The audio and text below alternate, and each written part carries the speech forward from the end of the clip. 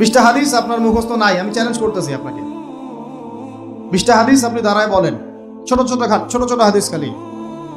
যেমন عن أمير المؤمنين عمر بن الخطاب رضي الله عنه قال قال رسول الله صلى الله عليه وسلم إنما الأعمال بالنيات وإنما لكل امرئ ما نوى فمن كانت هجرته إلى الله ورسوله فهجرته إلى الله ورسوله ومن كانت هجرته إلى الدنيا يصيبها أو امرأة يتزوجها فهجرته إلى ما هاجر إليه। এরকম ছোট্ট আপনি আমাকে 20টা হাদিস শুনান, যারা 20 বছর পড়াশোনা করেছেন জেনারেল লাইনে, দাঁড়ান দেখি কার সাহস আছে। তো এই হচ্ছে আপনাদের শিক্ষার অবস্থা। জাহান্নামে কোনো আরাম নাই, স্বস্তির কোনো জায়গা নাই, খাবারের কিছু নাই, শুধু থাকবে হামিম আর গাসসাক। জাহান্নামীরা ওইটাই খেতে শুরু করবে। গিসলিন নামক এক ধরনের পূজের খাবার জাহান্নামীদের হাতে দেয়া হবে, জাহান্নামীরা ওইটাই খেতে শুরু করবে।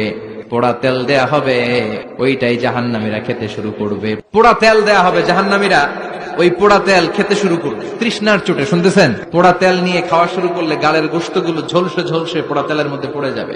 তৃষ্ণার চোটে ওইটাই খাওয়া শুরু করে দেবে। গলার নিচ দিয়ে যেখান দিয়েই যাবে ভেঙে চুরে ছিঁড়ে পুরো দেহটা খান হয়ে যাবে। চিল্লায় পড়েন নাউযুবিল্লাহ।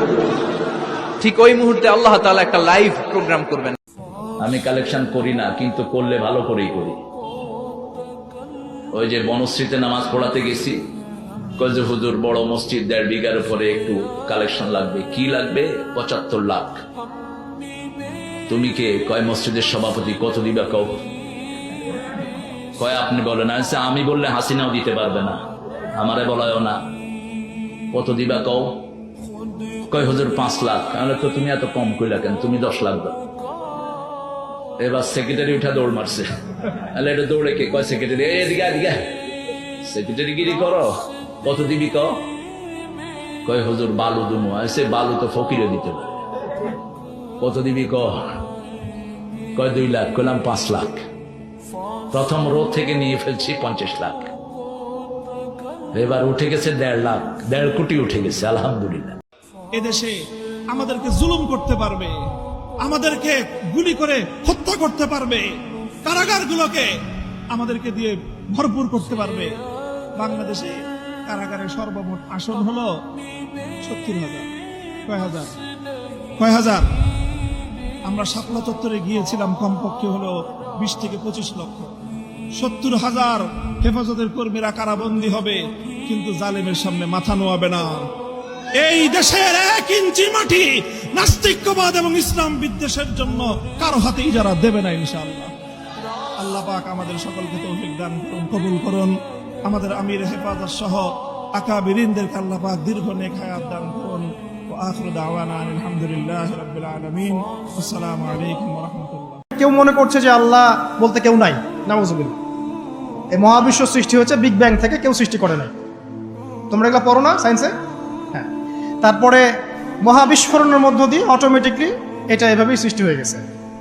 পৃথিবী ঘুরছিল, প্রথমে উত্তপ্ত ছিল, তারপরে আস্তে আস্তে ঠান্ডা হলো, পরে হঠাৎ করে ওখানে প্রাণ চলে আসলো। হ্যাঁ। তারপরে কোথা থেকে জানি মানুষ আসলো, তারপর মানুষ গাছের ছাল বাকল করে থাকতো, বন জঙ্গলে ঘুরতো আর পশু শিকার করতো। সব বোগাস কথাবার্তা, মিথ্যা কথাবার্তা।